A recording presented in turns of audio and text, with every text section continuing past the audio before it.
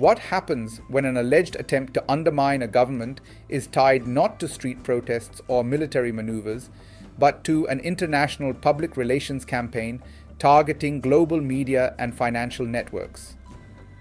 In a country of 34 million people positioned at the center of Southeast Asia's trade corridors, even a perception battle can carry billion-dollar consequences.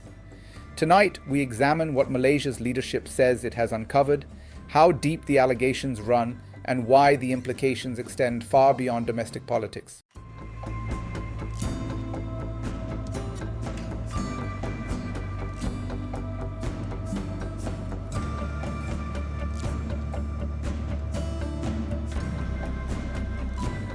If this alleged strategy were to succeed, it could reshape Malaysia's institutional credibility before the next general election due by early 2028. If it collapses, it could reinforce the authority of anti-corruption enforcement and consolidate political power.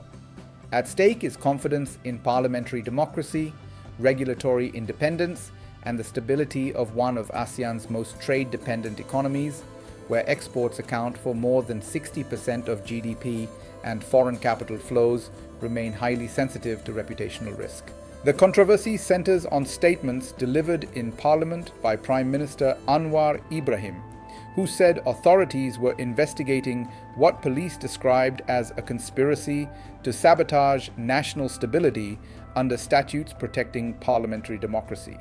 According to the government's account, a suspect facing a large-scale graft investigation by the Malaysian Anti-Corruption Commission engaged an international public relations firm in August 2024. The strategy, as outlined by documents cited in Parliament, allegedly aimed to shape foreign media narratives, question the authority of the anti-graft body, and cultivate external pressure that could reverberate inside Malaysia's legislature. Malaysia's political system is parliamentary and coalition-based, meaning governing legitimacy depends not only on electoral victory, but also on sustained alliance cohesion. Anwar's unity government, formed after the 2022 general election, produced a hung parliament, relies on a multi-party coalition that includes long-standing rivals. That fragile arithmetic magnifies the impact of any campaign designed to erode institutional trust. Since 2018, when the historic 1MDB scandal led to the first electoral defeat of the long-dominant Barisan National Coalition, anti-corruption enforcement has been central to political messaging across party lines. The Malaysian Anti-Corruption Commission, established in 2009, has wide investigative powers including asset tracing and prosecution referrals. In recent years, it has pursued high-profile cases involving corporate executives and former officials. The current dispute intensified after a Bloomberg report last month raised questions about whether MACC chief Azam Baki may have breached shareholding regulations. Azam stated publicly that he welcomed investigation and maintained that all financial declarations were made in accordance with public service laws.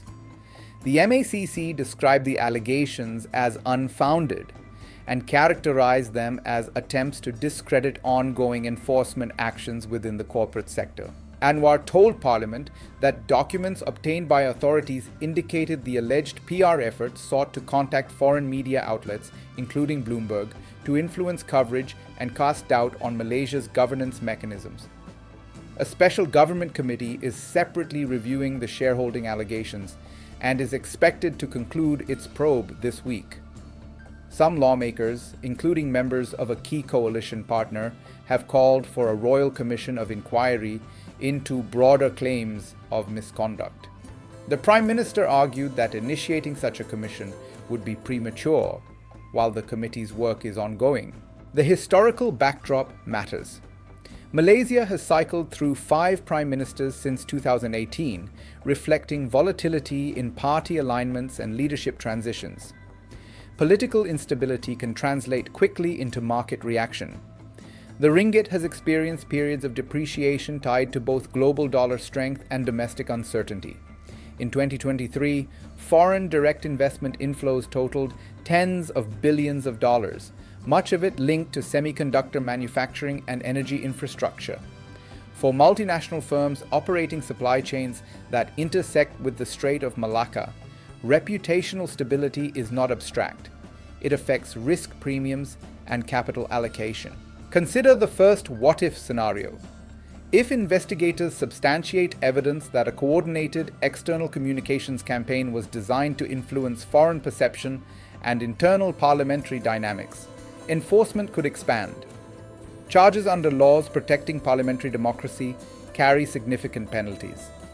Such a finding would likely strengthen the executive's argument that institutional defenses are functioning.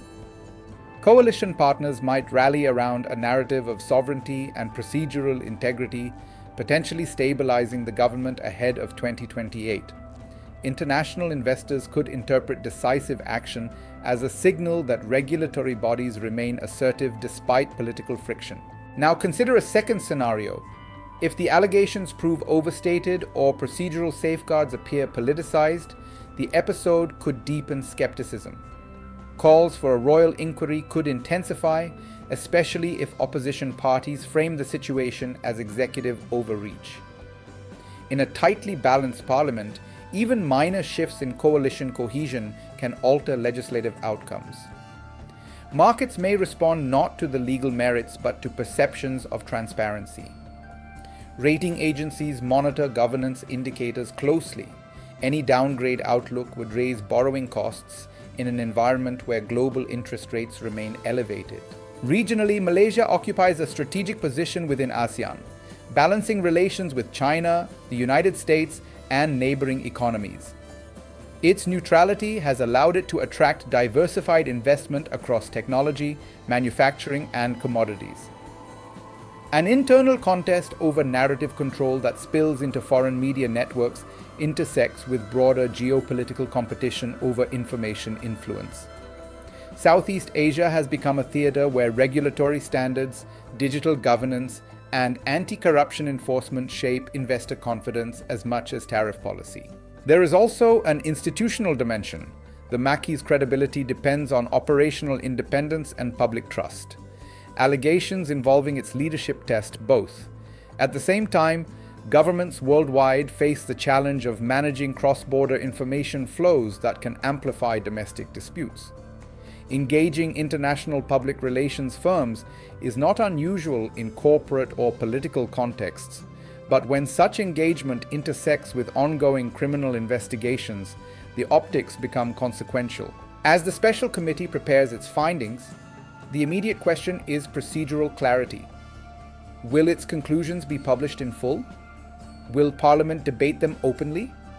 Transparency mechanisms often determine whether controversies dissipate or compound. The government's decision to delay a royal inquiry suggests a preference for sequential review rather than parallel investigations. Whether that approach satisfies coalition partners and the broader electorate will influence the political temperature over the next 2 years.